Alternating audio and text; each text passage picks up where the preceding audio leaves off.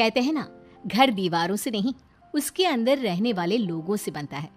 लेकिन क्या हो जब घर के लोग ऐसे हो। सारा दिन खाती रहती हो, सोती रहती हो, कोई काम नहीं है तुम्हारे पास। ऊपर से बहू के आ जाने के बाद तो तुम और निकम्मी हो गई हो। दिखावे के लिए हाथ में माला पकड़ ली है, बाकी कोई काम नहीं करती। अरे कैसी बात कर रहे हैं? अब तो बहू आ गई है, अब तो मेरी बेइज्जती करना बंद कर दीजिए। जैसे तैसे मेरी तो जिंदगी कट गई, गालियां खा खा कर। अरे उस बेचारी को तो छोड़ दीजिए। तभी बेटे के जोर जोर से चिल्लाने की आवाज आती है। कहा था ना तुमसे रिजाइन कर दो, क्यों नहीं किया?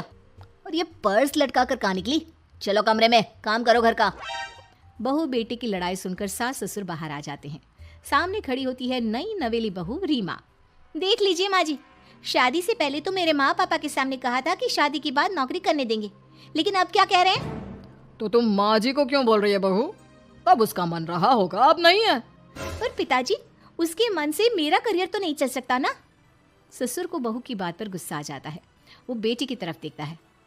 पापा से जबान लड़ाती है, रुक। ये बोलकर वो पत्नी को खींचकर कमरे में ले जाता है और बंद कर देता है। ये सब देखकर सास दुखी हो जाती है। पति के जाने के बाद सास बेटी से कहती है, देख बेटा, अब जमाना कुछ और है। तेरे पिता ने घर में औरतों की कद्र नहीं की, लेकिन तू ऐसा ना बन।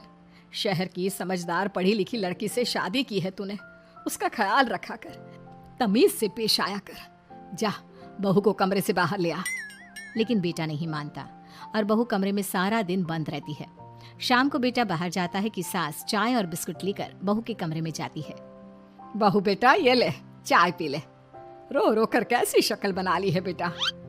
माँ जी, ये कैसे लोग हैं? आप कैसे मैनेज कर रही हैं? ऐसे थोड़ी ना होता है माँ जी। घर की औरतों को तो पिताजी और ये इंसान समझते ही नहीं।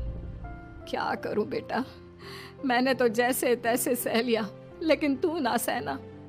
दोनों बात कर ही रहे थे कि ससुर आ जाते हैं। अच्छा, तो अब बहू को भड़का रही हो? बहुत दिन हो गए मार खाए, अब क्या बहू के सामने खाओगी? जाओ यहाँ से, और जरूरत नहीं है ज्यादा इस लड़की को सर पर चढ़ाने की, समझी? बहू को ससुर की बात पर गुस्सा आ जाता है, लेकिन वो कुछ नहीं कहती। आए दिन बहू देखती है कि कैसे उसकी सास और उसके साथ उसका ससुर और पति गंदा व्यवहार करते हैं। फिर एक दिन, ये क्या बनाया है? खाना बनाना नहीं आता क्या? ये बोलकर वो खाने की भरी सारी थाली फेंक देता है। अरे बेटा कोई बात नहीं, शांत हो जा, मैं अभी बाहर से कुछ मंगवा देता हूँ। हाँ पापा, ऑर्डर करिए। ऐसे खाने से तो पेट भरने से रहा। वैसे खाना तुमको बनाना आता नहीं और बाहर जाकर नौकरी करना चाहती हो। और तुम जैसे को तो पूछते भी नहीं है बाहर। बहू को पति की बात पर गुस्सा आता है, तभी सास बोल पड़ती है।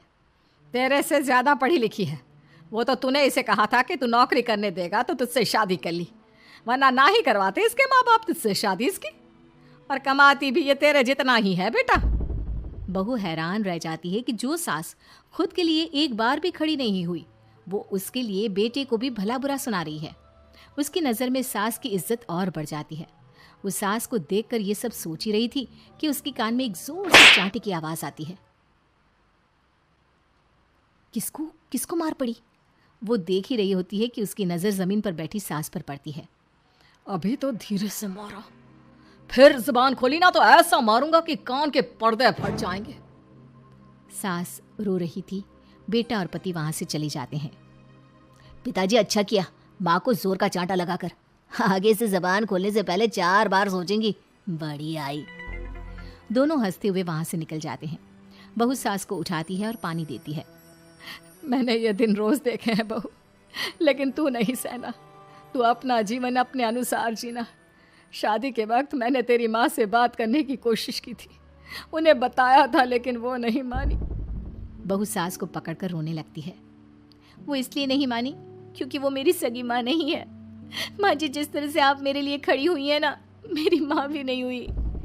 बेटा मैं तेरा भला चाहती हूँ, तू नौकरी इस घर में रहकर तो नहीं कर पाएगी। एक काम कर, इस घर से चली जा, पैसे कमा और खुश रह। माँ जी, हो सकता है कल तक मैं आपके इस फैसले को मान जाती, लेकिन आज नहीं। माँ जी, आप यहाँ इस नर्क को झेले और मैं आपको छोड़कर चली जाऊं? नहीं, कभी नहीं।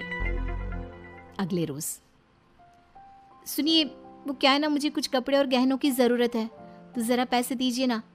अब आप घर के मर्द हो तो पैसे तो आपसे ही मांगूंगी ना। बुरा तो नहीं लग रहा ना आपको? नहीं नहीं, बुरा क्यों लगेगा। ये लो कार्ड, कर लेना शॉपिंग। अगले रोज बिजली का बिल आया है 10,000 का, भर दीजिएगा। इतना बिल कैसे आ गया? बेटा वो क्या है ना, सारा दिन बहू घर में रहती है तो कमरे में एसी और टीवी चलता रहता है। अब कम से कम बाहर जाए तो 4 पैसे कमा कर लाए।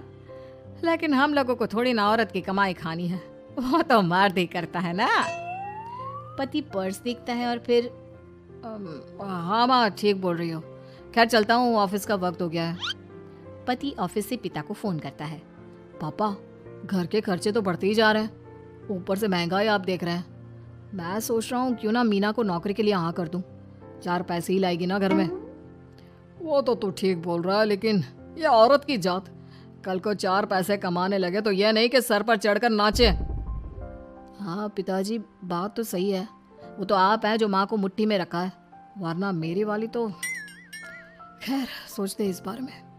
शाम को पूरा परिवार साथ बैठा होता है। वो कल पनीर की सब्जी बनानी है तो थोड़े पैसे देकर जाना। और हाँ, कीर्तन भी रखा है संडे को, उसके लिए सामान की लिस्ट बना दी है, ले आना। पापा को दे दो, वो ले आएंगे। अरे पापा कहाँ से ले आएंगे, मेरे पास नहीं है पैसे वैसे। लो, पैसे ही नहीं है? मेरे पापा की जेब तो हमेशा नोटों से भरी रहती है। बेटा, लक्ष्मी को जो पूछता है ना, उसके पास लक्ष्मी रहती है। जो घर की औरतों को मारे पीटे, वो भला कैसे लक्ष्मी का लाभ ले सकता है। वाह वाह, क्या बात है, तो जबान खुल रही है तुम्हारी। लगता है भूल गई पुरानी मार और डांट। क्या? हाँ माँ जी, शांत हो जाइए। मैं नहीं देख सकती आपको मार खाता, और फिर हो सकता है कि मैं आपको बचाने आऊँ तो ये भी मुझे मारे। ठीक है बहू, मैं कुछ नहीं कहती, तू ये लिस्ट बस दे दे, मैं चलिए आराम करने। फिर अगले रोज, सुनिए जी, वो मायके जाना है। वो क्या है ना, शादी के बाद से गई नहीं, तो ट्रेन की टिकट बुक करवा देना। तो मैं भी तो साथ जाऊंगा ना तुम्हारे। तो ठीक है, फिर फ्लाइट की ही टिकट करवा दीजिए। वो क्या है ना, अच्छा थोड़ी ना लगता है आप पहली बार मेरे साथ जा रहे हो और हम ट्रेन से चले, ठीक है ना? पति ऑफिस जाता है, जहाँ उसका दोस्त कहता है, अरे क्या हो गया यार, परेशान सा दिख रहा है। तेरी तो नई नई शादी हुई है, भाभी परेशान कर रही है क्या? अरे नहीं यार, तू तो जानता है थोड़ी सी कमाई में घर चलाना मुश्किल हो रहा है। तू कैसे मैनेज करता है यार? कैसे क्या यार, तू जानता है ना मेरी बीवी रिया को, वो टीचर है, फिर घर में ट्यूशन करती है, साथ में बच्चे भी पढ़ लेते हैं। यार घर नाम की गाड़ी दोनों पहियों के साथ चलने से ही चलती है। वो भी कमाती है और मैं भी, और चल रहा है घर बस। पति को दोस्त की बात समझ में आती है, लेकिन पिता का ज्ञान कैसे भूल सकता था।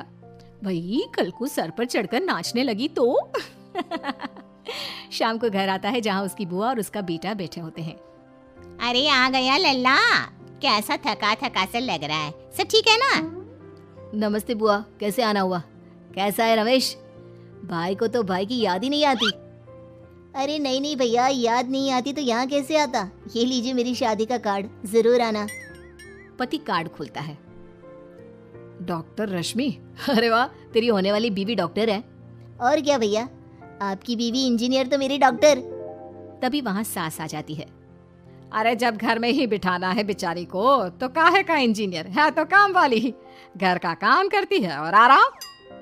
इतनी पढ़ी लिखी लड़की को घर पर क्यों बैठा रखा है? अरे बहू कहीं झोला छाप डिग्री तो नहीं लेकर आई है? पत्नी की बुराई सुनकर पति को गुस्सा आता है। नहीं बुआ, यूनिवर्सिटी टॉपर है मेरी मीना, और हाँ बड़ी कंपनी में काम भी करती है। बस शादी के बाद कुछ महीनों की छुट्टी ली थी, अगले हफ्ते से ऑफिस शुरू हो जाएगा। क्यों मीना? तभी ससुर आ जाते हैं। हाँ लेकिन फिर घर का काम कैसे होगा, और पैसे कमाने लगेगी तो सर पर।